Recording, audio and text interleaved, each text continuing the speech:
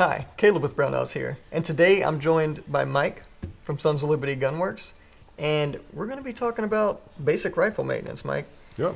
And I say basic rifle maintenance, whenever I say that, people obviously think of something super basic, but usually there's more to it than they think.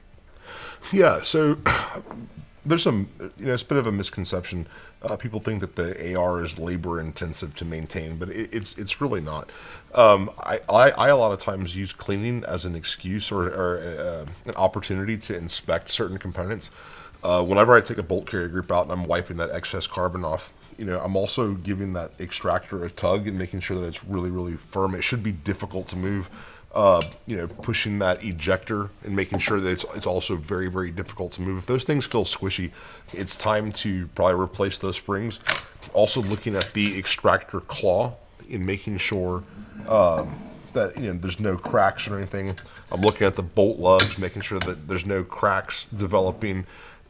Cleaning for me, when I'm wiping that excess carbon off, again, I use it as an opportunity. Doing a gas ring test, right? Pulling that bolt to the forward position, then standing it up, and if those gas rings can support the weight of the carrier, they're pretty good to go. If it collapses under its own weight, then I would say it's time to replace those gas rings. That's the test that we use, in the shop.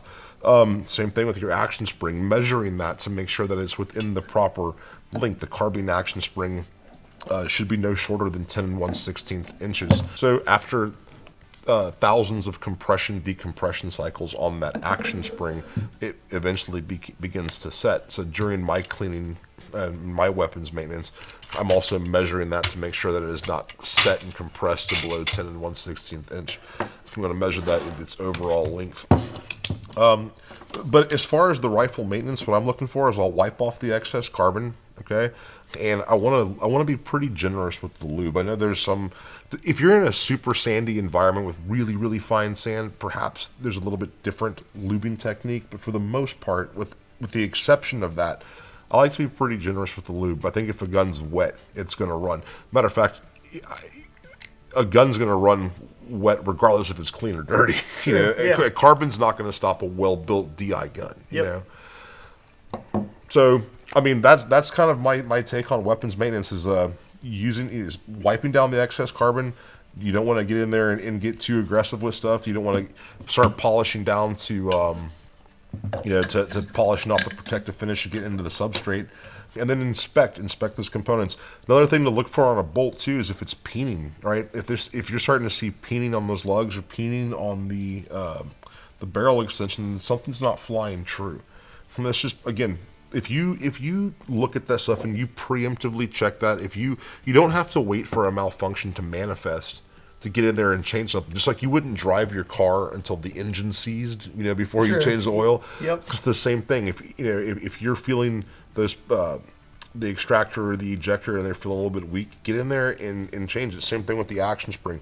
You want to deal in certainty, right? That the goal for maintaining weapons properly is to keep the weapon within like almost that mechanical certainty. So will a gun work once your action spring has compressed to below 10 1/16?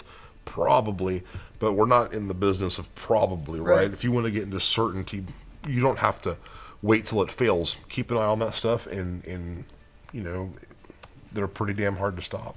Yeah, and I mean, that covered the heart and the core components really well. I know a question we're probably going to get is, what about barrel?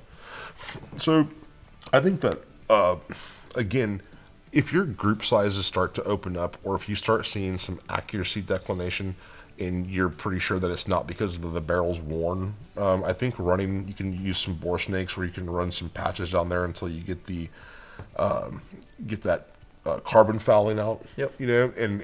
But I don't necessarily clean the barrel every time I clean the weapon. Me neither. And I certainly don't put any kind of, I avoid putting any kind of lubrication down the bore. Sure.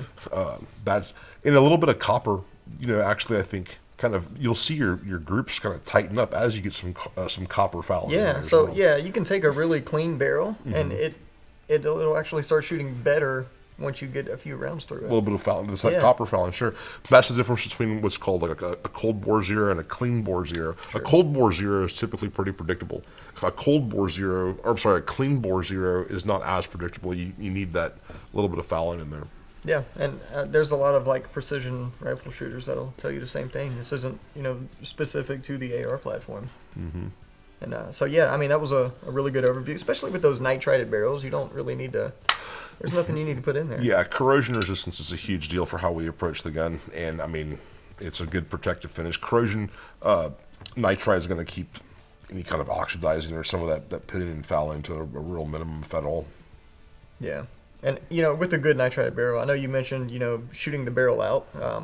I know it all depends on the cadence and things like that, but what's a general round counts for the average user, you think? Just rough. So that's the thing. Barrel life is one of those things that's a bit spooky in the sense that you can see kind of identical barrels out of the same lot, and then from where accuracy declines to an unacceptable standard could be sometimes 30% different, right? I think a suppressor is going to change the barrel life expectancy, types of ammunition, the firing schedule you're subjecting it to, some of the destructive cleaning things that we see people do to barrels. I've heard certain barrel companies use that formula as 1,000 rounds per inch. So if you have a 16-inch barrel, it could be 16,000 rounds. And a 10.5 barrel might be 10,000 rounds. And you typically see the rifling wear closer to the throat, and, right. And at the end of the. I've seen barrels. We've scoped barrels that almost look like a smooth bore up until like the last few inches. That's of crazy. a little bit of right, and the gun still shoots, Man. which is amazing. It's just hard to. Barrel life, I think, is a little bit hard to predict. Again, the target will tell you what you need to know. Right. So, moral of the story is get out to the range and test your gear, right? That's right. That's right. And also for the rifle maintenance side, I would not rely super heavy on round count, right? Because if someone says, well, how many rounds should an action spring last, or how many rounds should an extractor last? Number one, most people don't have super accurate round counts. Right. And a lot of people exaggerate. Everyone, just like the fish, they call it, Yeah. So round counts are somewhat exaggerated. If you want a true indication of the health of the gun, you have to go in there and inspect it and not rely on a guess. Again, like those gas rings. We believe that gas rings probably should last in a will gas rifle somewhere between 5,000 to 8,000 rounds. You see them die sooner, you see them go longer. Yeah. But this doesn't lie. Right. Right. Tells you exactly what you need to know. Yep. All right. So, Mike, thanks for coming out. That was some really good info. I think for sure all of our new shooters are going to appreciate this information, but I bet you there's some more experienced guys out there that learned a thing or two. So, thanks for coming out. If you have any questions or comments, and if you're watching this on YouTube, feel free to post them down below. Hit that subscribe button. If you're watching this on the website, you need any help on anything, give us a call on the tech line. We'll be happy to help you out. Thanks for joining us, and we'll see you next time.